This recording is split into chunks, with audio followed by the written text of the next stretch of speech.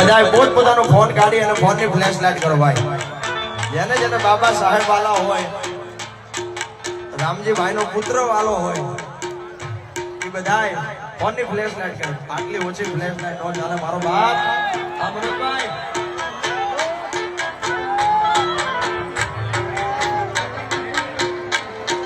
ગોપાલભાઈ એમ કહે છે કે બાબા સાહેબનું સુલતાન એક પણ મોબાઈલ ખીચામાં ન હોય, બધી ફ્લેશ લાઈટ થવી જોઈએ. જય ભીમ.